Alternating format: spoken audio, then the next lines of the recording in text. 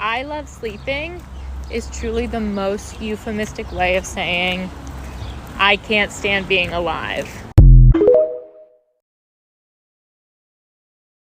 Do you guys also sometimes forget that normal people exist? Like, I was just walking through Target today, looking around at everyone, and I realized most people in here are not, like, trying to be more self-aware. They're not intentionally trying to grow. They're not looking at every single thing that ever happens around them as a synchronicity and a sign from the universe. They're not paying attention to, like, repeating numbers or cool symbols. Like, they're just being themselves, living their normal everyday lives. Like, most people aren't looking around asking themselves, what fears and insecurities am I projecting onto other people right now, and how can I fix that? They're not looking around at strangers, picking up on their energy, and then trying to send them love and empathy and understanding and support. If I told most of those people in there that I read tarot cards and meditated, like, there'd be some people that would resonate, but most would be like, I don't even know what you're talking about. And this isn't to put those people down, it's just I remember I'm the weird one.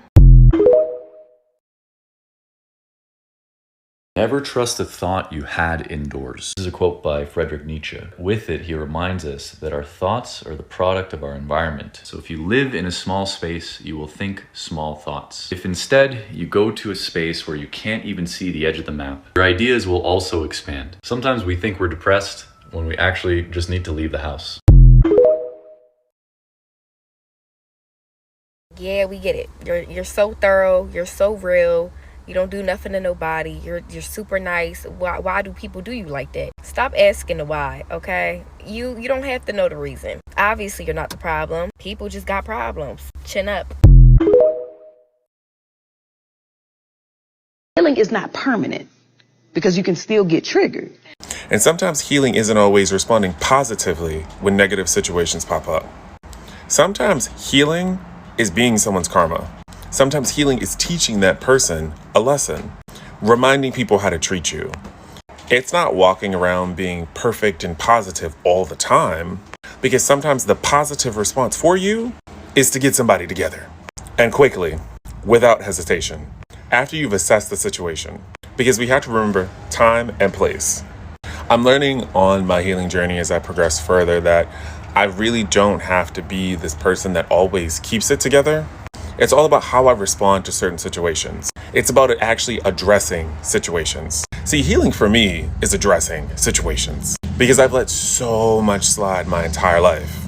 And that kind of creates this cycle, this links, these chains of why you repeatedly end up in certain situations because you're not beating the boss battle on the first battle.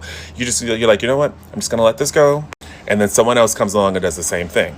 And then you're like, I'm just going to let this go. And then someone else comes along and does it, but worse. And before you know it, you're on this like slippery slope going totally down. And it's just nothing but this person did this to me. And then this got worse and this got worse. And well, that's because you're not cutting the snake off at the head. You're not handling this situation when it pops up. That doesn't mean immediately go off the deep end, because you have to be observant, you have to be aware, and you have to be conscious of the potential consequences of how you respond to the situation. Do you want to expend your energy this way? Is this person worth your energy? Does this person have the potential to try me again after this? After they try me, are they going to get other people to try me? Do I have it in me for everybody today? You just might. And that might be healing for you because you've been a doormat your whole life. Whereas other people, sometimes healing for them is walking away, but reminding you not to try them. Healing isn't about being perfect, positive, and at peace all the time. Sometimes healing really is about protecting your peace, and we all have to protect our peace in different ways. For me, it's reminding myself not to be too hard on myself. It's about addressing people directly and understanding what's happening and respecting myself as I understand what's going on. It's not about being perfect. It's about loving yourself at all costs, because no one is worth your peace, no one is worth you wasting your time, and no one is worth you sacrificing yourself for them. Because there's plenty of stuff that still triggers me. I still have memories, I still have my moments, but I remind myself when that pops up, hey, I love myself, I forgive myself, this person isn't worth my energy. I'm gonna forgive this person in my head for me in this moment so I can get on with what I have to do. And sometimes if that person crosses your path later in life, healing might be for you to get them together. Healing might be for you to walk away. Healing might be for you to just laugh at them in their downfall because they're probably failing. Or it could be, you know what? Good for this person. If they're succeeding, they healed and, they finally decided to work on themselves. And for some of us, it's just not being bothered at all. So there's different facets of healing for different people, and you cannot compare yourself to anybody else because moments for all of us are different. We've all been through and in a lot of similar situations, but that does not mean that all of us are going to respond the same. So me getting someone together because they tried it may not be the best option for you. Me walking away because I don't have time may not be the best option for you. It's all about you assessing how you want to respond to situations. So stop comparing yourself to other people and other people's journeys and what someone says healing is supposed to look like. Because healing for me may not be what it is for you. All that you guys need to do is implement a little something that I like to call lying into your life. You'll say things like, I'm so embarrassed that I did that. You didn't do that. You weren't even around. You have no idea what anybody is talking about. I'm so embarrassed that I dated them. You didn't.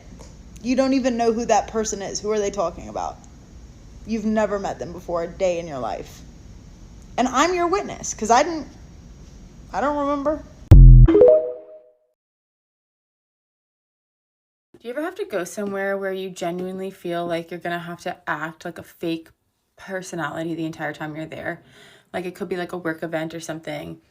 It's like, no, I don't have a work event tonight. What I have is an acting gig. I'm a paid actress.